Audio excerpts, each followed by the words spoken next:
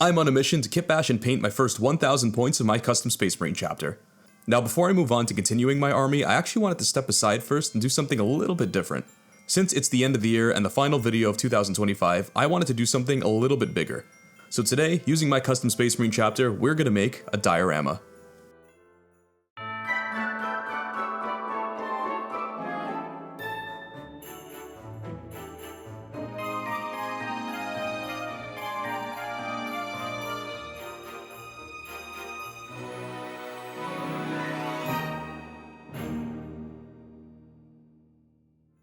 So far, we're about 1/3 of the way there. Since I started making videos back in April, we completed a 10-man squad of intercessors, a captain, and a dreadnought. Now, you may have noticed, but there has been a bit of a gap between the last Space Marine video and this one. That wasn't by accident. There's actually a reason I haven't continued my Space Marines in a while, and at some point during this video, you'll find out that exact reason.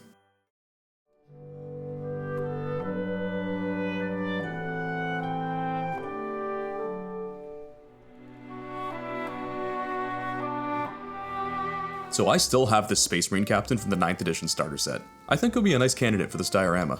For the actual diorama itself, I've seen a lot of these frame style dioramas online, and I kinda wanted to give that a try.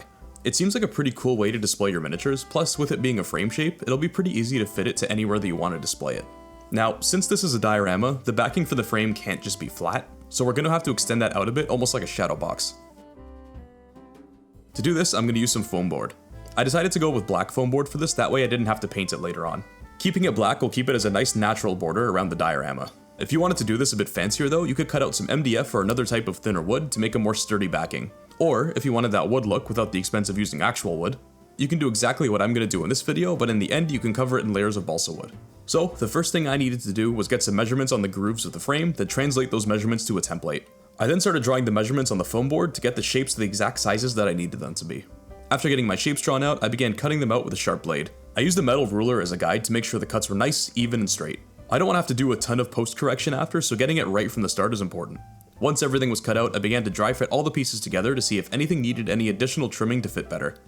I trimmed down any parts that needed it and started hot gluing everything in place.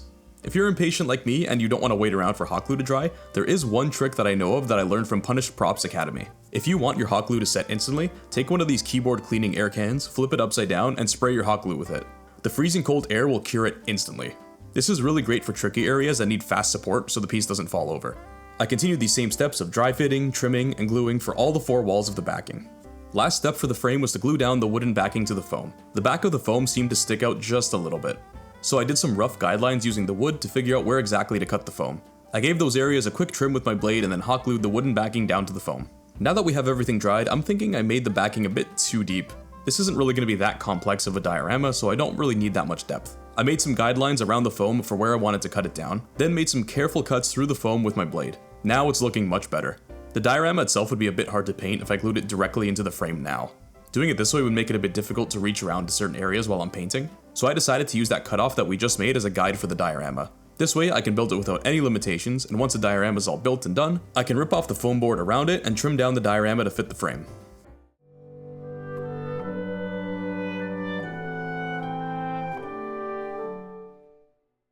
Initially, my plan was to use that pink insulation foam for the base of my terrain, but it was making a bit too much of a mess and I didn't want to cut out the rocks from scratch. So I went with my usual materials. I've been holding on to some of these really big bark chips for a while now, so I'm glad I finally have an excuse to use them. For diorama building, the first thing that you want to do is sort of dry fit all of your elements you want to use first before gluing anything down. Composition is very important in dioramas, and you don't want to glue stuff down too early without a plan. Especially in this case where I'm limited to the dimensions of a frame. I gotta make sure that everything works perfectly within such a confined area. Once I had my selection of bark picked out, I got ready to start gluing them. For areas where the bark didn't fit, or if I needed some elevation, I used some scrap pieces of cork. I continued gluing everything down until I got the exact height that I wanted. Next, I needed to make sure the backside of the rocks were flat, that way it would fit perfectly with the frame that we made earlier. I used a combination of my handsaw and some old sprue cutters to do this. It didn't have to fit perfectly flat, but just enough where it wasn't going to stick out from the backing. Next, I wanted to fill in all the gaps between the bark. To do this, I mixed up some milliput. We want the cork to sort of blend into each other to give the impression of different layers of rock. I usually find that the best way to do this is by shoving milliput into all the cracks between the cork. Then, with either some scrap cork or some bark, start stamping in the texture of that into the milliput. This will help match it with the coarse texture of all the other materials that we used. I made sure to stamp it in extra thin around the edges of the putty as well, that way it blends in a bit more with the rest of the bark. While that dries, I can finally remove the temporary foam frame that we glued this into. Now we can slide it in and out of the frame whenever we need to. I didn't glue it down yet since we still have to paint the backdrop, so keeping all these elements separate for now is ideal. Now originally I was going to glue this marine into the diorama, but I can't really bring myself to permanently attach a model to a diorama and not be able to run him in games as well. So to get as much use out of this miniature as I can, we're going to magnetize his feet. That way we can pop him into the diorama whenever we want, and we can also remove him, put him on a base, and play him whenever we want. These models are expensive, so he can't just be there collecting dust on a shelf, he needs to get into some games. I picked up this set of magnets that are the perfect size to glue under his feet. I found a drill bit that matches the magnet size and began hand drilling holes under his feet. The pin vise bit that I used was actually a bit too small for the magnet, so I took out my big drill and began drilling in magnet holes that way. This did the job so much better and so much faster.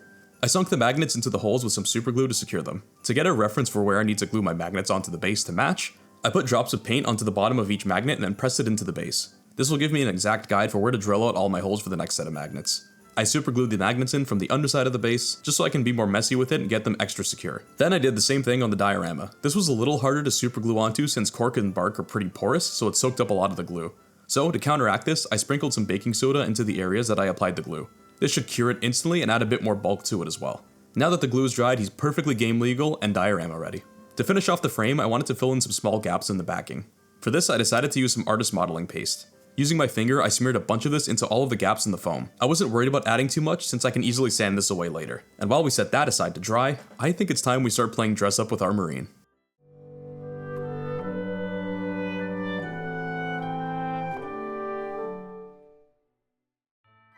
This model's already pretty dripped out, so I don't think we're gonna have to do a ton of changes to him.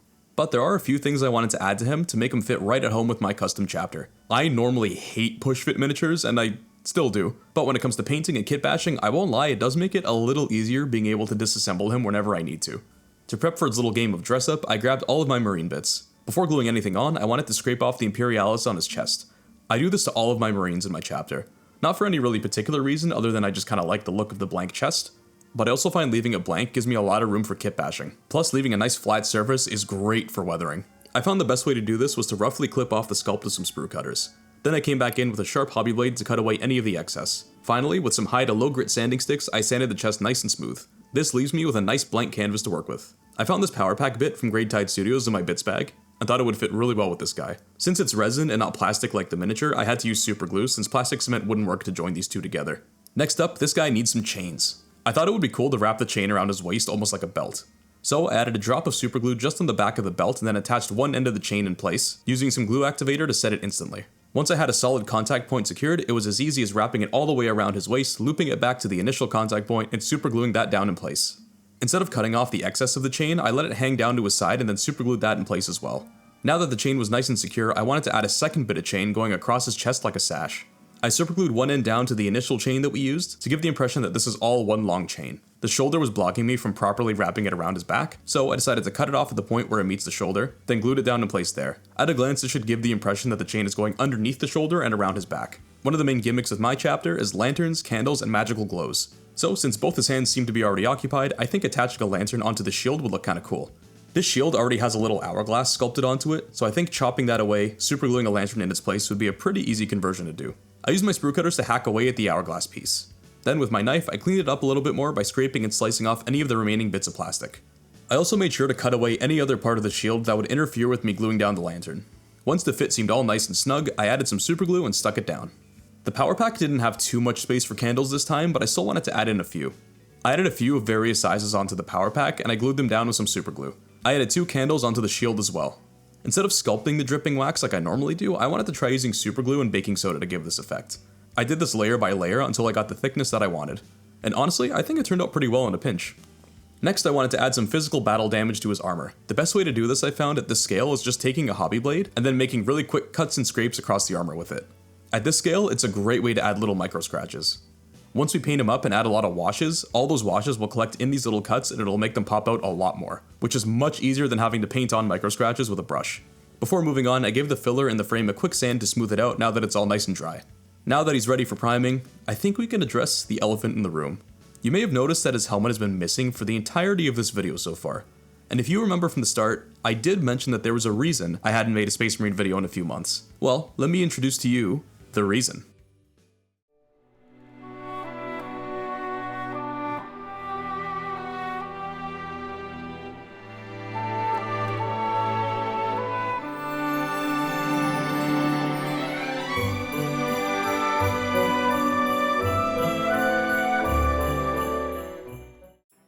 So, it's been about 2 months since I last did a video on my Space Marine chapter, and the last one I did wasn't even any infantry, it was a dreadnought. It's been 4 months since I last built any sort of infantry model. And like I mentioned, there was a reason for that. There was a little something I wanted to do for my army to make it a little bit special, and I didn't want to build or paint any more of them without this little something being finished. So, I think it's about time to show off what's been being cooked behind the scenes. This bag right here is full of helmets.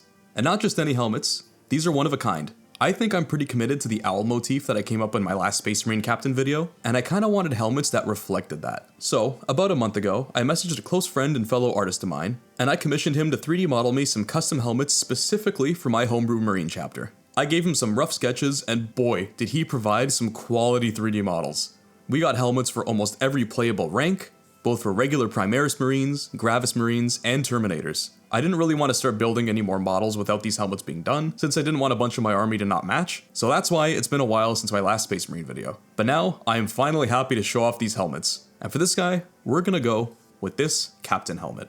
And while I get this guy airbrushed, let's hear a little bit about the process on 3D modeling these guys from the man himself. Fuck, it feels awkward going into like presenter mode when I'm like with someone. I already feel awkward doing it by myself. I don't know how to start. Well, I guess in fairness, you could always like, we can talk casually and like you can edit around me and yourself and you can always just re-record yourself asking the questions. That's also true, yeah. Or I could just leave this full part in just unedited. I think that could also be pretty fun.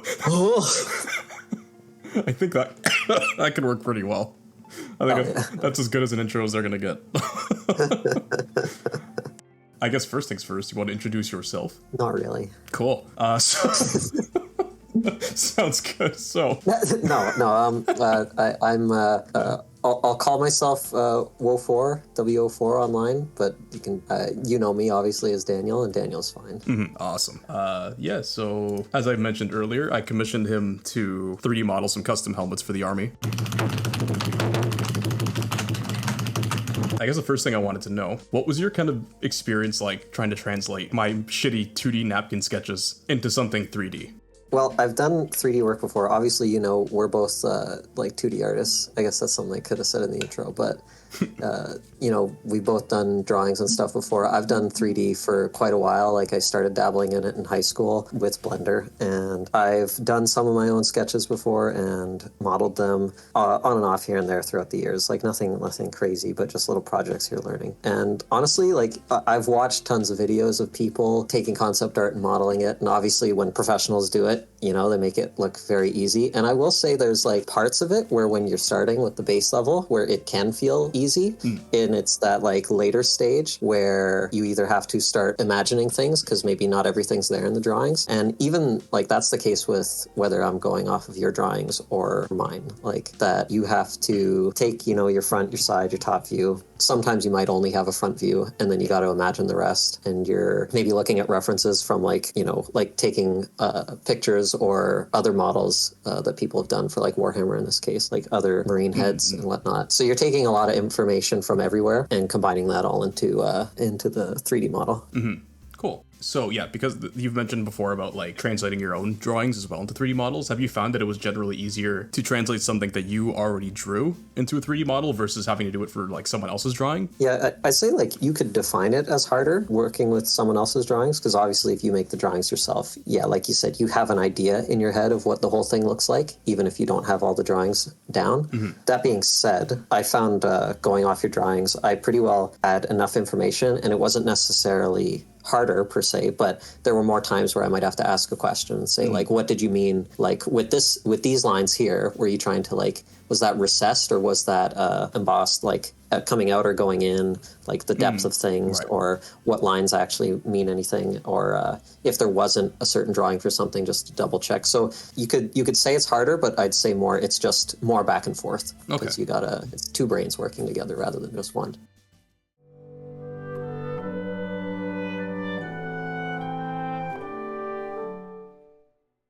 Now that we have all of our base coats applied, let's touch up the paint job just a little bit to give them some more pop. First thing that I always do after my base coat on these guys is to dry brush a more saturated yellow color over all of the armor. I don't like doing edge highlighting personally, so I think this covers a lot of my highlights for me. I also do this step before painting any other colors, because I don't have to be careful where I apply this paint. If I already painted, let's say for example, the gray trim, I'd have to be way more careful with how I do this dry brush. I'd have to avoid getting any of the yellow on the gray, and I'd probably have to go back and do a lot of color correction. Doing it this way saves a lot of headache later on. Now that we have all the dry brushing done, I can move on to the other colors. I'd say the secondary color for my scheme is the non-metallic metal trim, so let's work on that before I do anything else. I find it best to work starting from the color that has the most surface area, down to the color that has the least. So for this guy, for example, the tan yellow is the base coat, so I try to complete as much of that as I possibly can first, since it covers the majority of the model. Then next would be the gray trim, since that covers the next largest percentage, then the red, then the white shoulders, and so on. It's not the most groundbreaking advice, I know, but it is an important thing to remember. I find it lets you be a little bit messier with each coat, since you don't have to worry about going back and fixing anything or ruining any of the other layers. Like how we dry brushed that yellow in the previous step. We couldn't do that step now because we already have all of the gray. The yellow would spill over onto the other colors and make a mess, and you'd have to fix it, and it'd be way too much of a headache, so this is the easiest way to do it that I've found.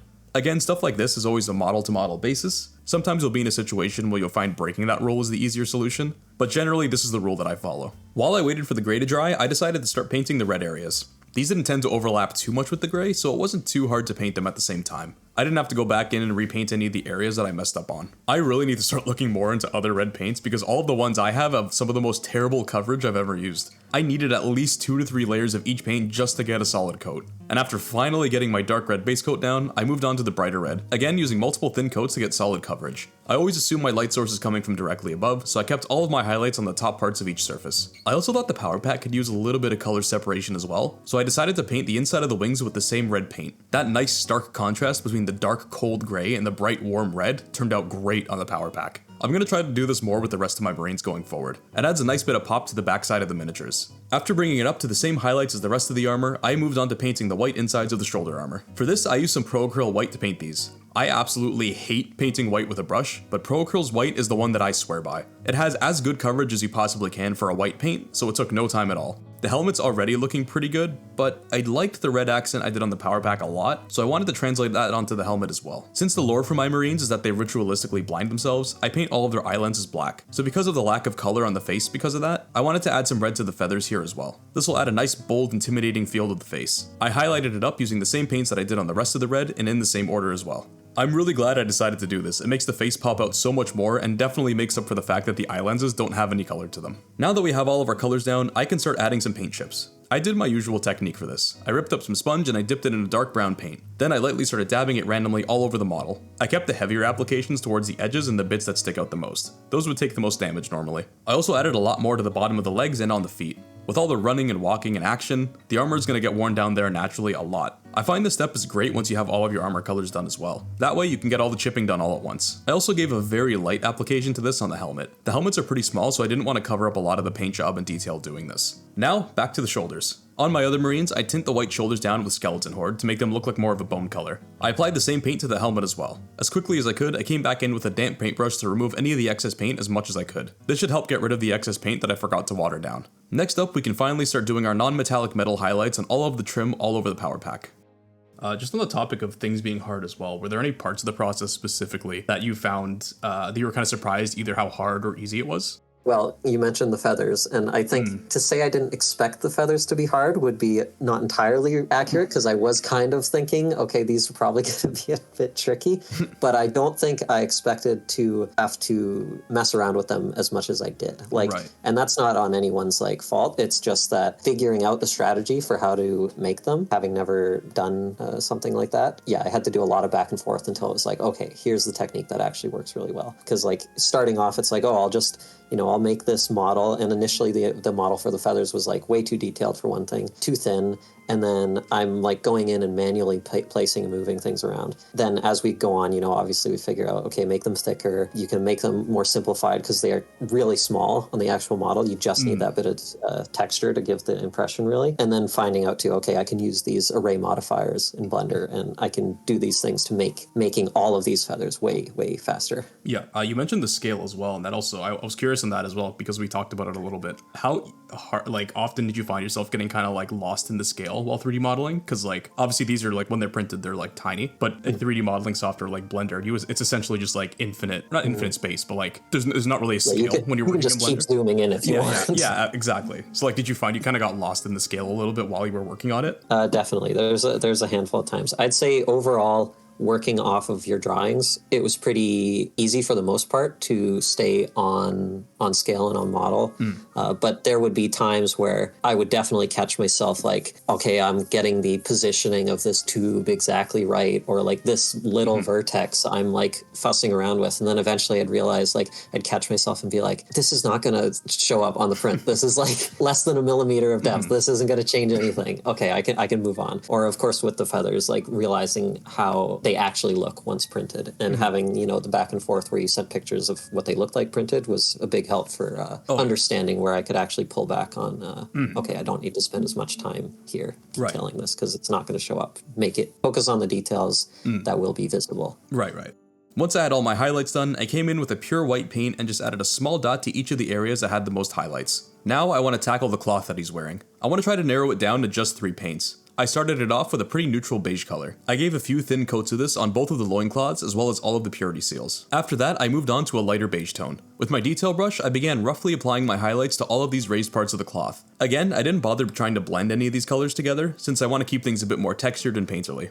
Plus, the enamel wash later on will help tie in all of these colors together anyways. For the final highlight, I used a bright tan color. With the same detail brush, I started stippling in 2 little dots of this paint all over the highest parts of the sculpt. I kept this small and confined to the last layer of the paint that we did. I did the same technique to all of the purity seals as well to get them prepped for the next step. Once that had all dried, I started adding text to all of the purity seals. For this, I used the same dark gray paint I used earlier for all of the trim. It's pretty subtle, but sometimes reusing some of the same paints and tones from other parts of your miniatures work really well. It keeps things really consistent. Personally, I like having a limited color palette for my models. It makes the scheme feel a little bit less messy. With the With the tip of my detail brush, I very carefully started adding in little squiggly lines within all of the seals. This guy must work out at the library because he's absolutely slathered in text. There's purity seals all over this guy. I hope in 60 years' time when my wrist stops working because of carpal tunnel, I can look back nostalgically on this guy and say, that wasn't worth it. Only a couple details left on this guy to paint. His holster, his belt, his relics, and the skeleton on the shield. These will all be different colors in the end, but I wanted to use the same brown base coat for all of them. Again, sticking to a limited color palette. This brown also covered horribly, so I had to do 3 thin coats of that all over the areas that needed it. First, let's tackle the skeleton.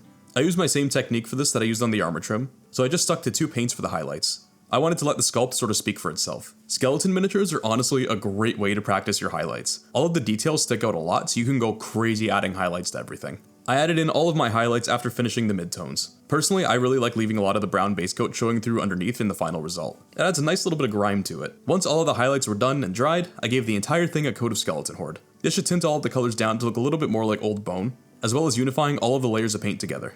Because you mentioned earlier that you've done a lot of like projects for yourself, because I know you've done like character modeling and environments as well. How did you find that this differed a lot in terms of like the workflow and the process compared to the normal stuff you've done in Blender, or do you find a lot of it kind of overlapped? The like initial process, I guess just the fundamentals were similar. Okay. But really, it was a fairly different process in the sense that it was a bit more pleasant to do than what I've done before with more like organic models or doing like character models. Okay. Because obviously there's probably definitely people who make minis and whatnot professionally or for like, you know, Patreon and stuff like that. And they probably do a lot like higher quality than what I might have done. But I'm going in and I'm adding new models and just like Booleaning them together, which is like you take 2 models and you just kind of sloppily like merge them together. Like the topology, if you look into 3D topology, the topology of it didn't really matter too much other than that it had to be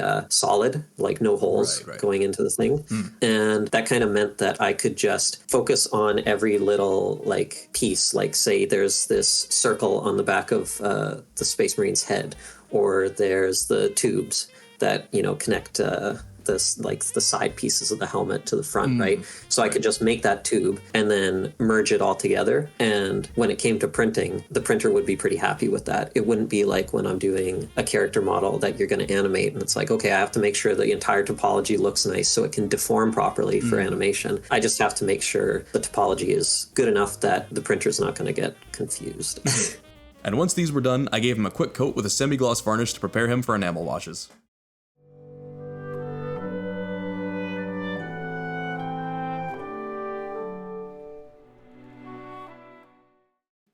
While I waited for the varnish to dry, let's finish off the diorama. I couldn't think of a proper background, so I dug into the old noggin of nostalgia for some ideas. I decided to do something similar to the old background art on the LEGO box arts. I probably won't add the sci-fi grid pattern, but I'll do a blue to black gradient for the starfield. To get the background gradient, I worked my way from dark to light.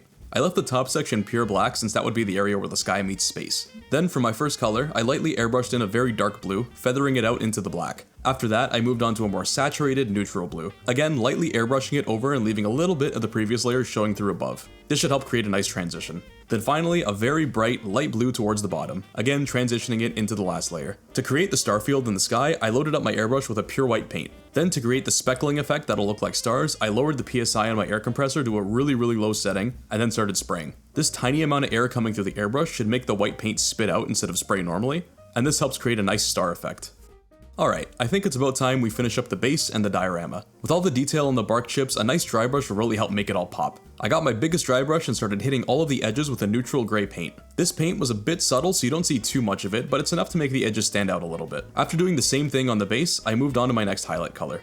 This time, a white paint. I went over the entire thing again, but this time keeping it a little bit more refined and controlled. I don't want it to cover up the previous layer, I just want it to add on to it. The white paint contrasts really nicely with the dark bluish gray tone of the rocks. It made all of the rock texture really pop out, and it'll help complement the next step of the process as well. Next up, I broke out my snow texture paste. This stuff has been my go-to for my Space Marine army so far. I like the slight glittery effect that it has once it dries. I also haven't had any issues with it yellowing over time yet, which is also a bonus. But worst case scenario, if it ever does, a nice puff of white paint through the airbrush could fix that nice and easy. I mainly applied the snow to all of the ledges and areas that stick out the most, since that's where the snow would tend to collect and pile up more. My mindset with my Space Marine bases is that this is a few days after a snowfall, which is why there's still a lot of rock showing through. A lot of the snow is melted, only leaving the larger piles in some areas. I then added some of the snow paste to my bases as well. I was constantly checking to make sure that the snow didn't interfere for where the marine attaches to. I don't want any magnet fitting issues later on after it dries. Now for the final touch to the diorama and the base, grass tufts. Since this diorama is much larger in scale, I can finally play around with some of the other grass tufts that I have as well, since I have a lot more space to do it. I think mixing and matching different styles and sizes of grass tufts can really help level up your basing game. Having multiple of the same size and same colored tufts can make it feel a little bit too artificial. Having a nice variety will really help if you want your basing terrain to feel a lot more natural and random. I started out with the largest ones. I added drops of superglue to the undersides of them just to make sure they stick down without any issues. I really like the tops of these tufts, it adds a lot more to the snowy environment feel. Once I added enough of those, I added my usual frozen tufts. These are the ones that I normally use on my Space Marine bases. I also made sure to plop in my Marine every so often while I'm doing this just to make sure that the tufts don't interact with him too much. Again, I don't want any fitting issues when I have to plop him onto the magnets. He's got to be as secure as he can be, especially since he's only held down by magnets. After the diorama was nice and landscaped, I added a couple grass tufts to the base as well. I figured now would be a good time to finally start gluing him all together. Though I did keep his head separate since we're going to be doing some object source lighting under it later.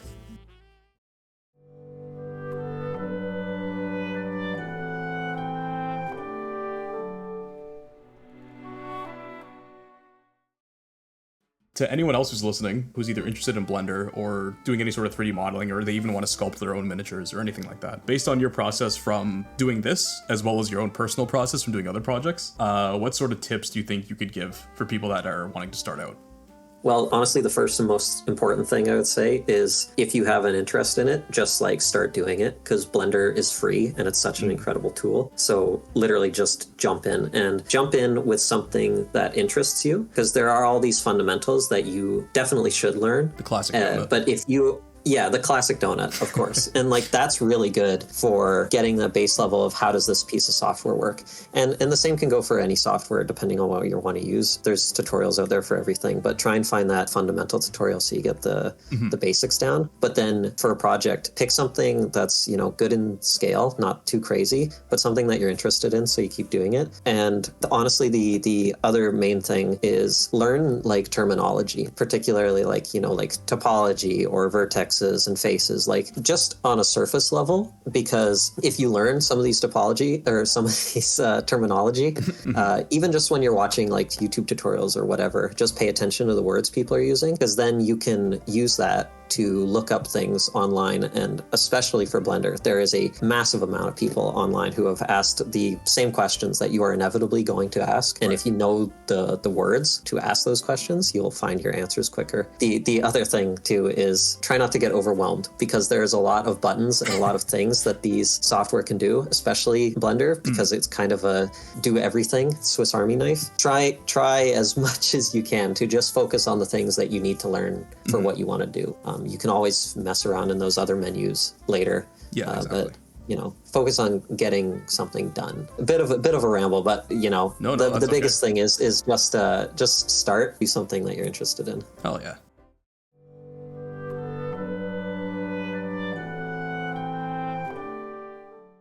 For the base of my object source lighting, I always start with a white ink. Inks are generally very bright and saturated, so I love using a mix of these as well as fluorescent paints. These specific artist inks can go directly into an airbrush without any thinner. I sprayed it all over the areas that I wanted the glow to come from. I kept it mostly as controlled as possible, but I also purposely let some spill off over onto the sides.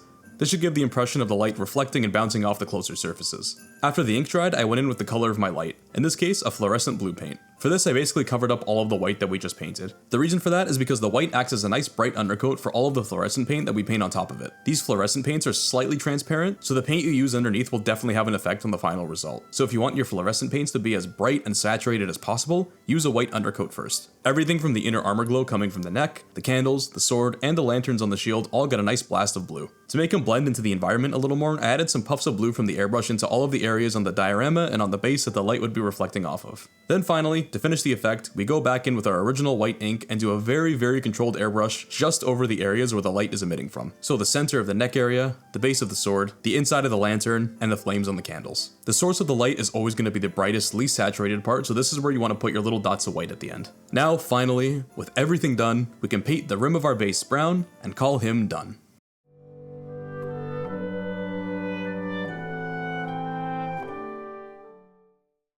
I've been holding onto this model for so damn long, it's finally nice to have him painted up. It feels like yesterday that I started playing this game, but it's already been about 3 years. I got this guy in the 9th edition starter set back when I started playing the game, so it feels really good finally giving him a paint job. It's also nice that despite not really adding any more points to this army with this guy, I now have 2 captain models, both with different war gear, so it'll be nice to swap them out whenever I need to. My 2 captains are looking good standing back to back with each other. Once I get past my first 1000 points and start getting more Marines, I'd love to be able to run both of these guys side by side in the same match. My Space Marine army is slowly coming together and it's looking great. I'm so glad I can finally get back to working on them too. I didn't want to get any more Marines painted or built until these helmets were done, so I hope you guys think the wait was worth it. Coming in the new year, I'm going straight back into a ton of Space Marine content to make up for it. I'm going to try to get the first 1000 points done in the first quarter of 2026. I made a promise to myself with this army. These models cannot touch the tabletop until the first 1000 points is fully built and painted. No more gray plastic for these guys. Also, once again, I just want to thank my good buddy Wo4 for accepting my commission and 3D modeling these amazing helmets. There's a ton for all the shapes and sizes of different Space Marines, so I'm really excited to get to use these guys and paint them up. He did an amazing job with all of these sculpts and got them done in such a short amount of time too. Again, thanks so much to him. If you want to support him a little bit more, you can go check out his Twitter where he posts his art as well. The link for that will also be in the description. Before we head off back to the rest of the video, anything else you want to say or shout out? Fuck the Oscars. Fuck the Oscars. Play Claire Obscure? I mean, yes. I don't think I have to tell anybody that. Absolutely. I have not played it, but I will agree with you. Good Actually, game. You know what? I love Claire Obscure. It gets a lot of shout-out. This game is also popular, but play Warframe. Warframe is fucking awesome. Yes. If you like sci-fi and you like weird-ass like shit like that, you might like Warframe. Hell yeah. Just a thought. All right. Well, Mr. Wo4, Mr. Dan, thank you for coming on. Always appreciate it. Pleasure as always. Happy to be here and happy to help bring these beautiful boys into the world. Thank you. Glad you're a part of Plaid Hobbies lore now. Hell yeah. And I hope many more lore sessions to come, I'm sure. Oh yeah. Hell yeah. That is not what I meant to click. Bro even got the Discord Badoop. That wasn't intentional. I meant to hit stop recording and I just left Discord. It would have been so funny if you just like were farmed and you just left and you didn't say anything.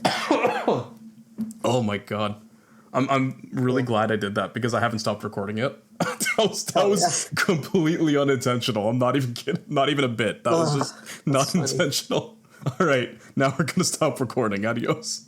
Also, for anyone interested in supporting the channel, I recently opened up channel memberships. There's 2 tiers to them, each with their own perks. There won't be any sort of exclusive content or members only videos though. It'll just be fun extra perks like emotes, behind the scenes update photos, the ability to vote in polls for future videos or ideas, and getting to see uploads a few days early. Personally, I don't like the idea of paywalling videos, at least for my content, so I don't think I'll ever make anything that's exclusively behind a paywall like that. This is a free platform and I think everybody should be able to enjoy it equally. Plaid Hobbies is for all. The memberships are essentially just there if you want to add a little bit of garnish to your viewing experience. Or also if you just want to give any general support to the channel. I hope to do this part-time or even hell, full-time one day, so any bit of support would be greatly appreciated. You can join up on the channel page if you're interested. Also, if you're interested in any of my other stuff as well, you can check out the Plaid Hobbies Discord if you want to join the community. I also have my hobby and art social medias as well, so if you're interested in seeing more of my hobby stuff, my art, or commissioning any drawings, feel free to check those out as well. Well folks, with 2025 wrapping up, this marks the final video of the year.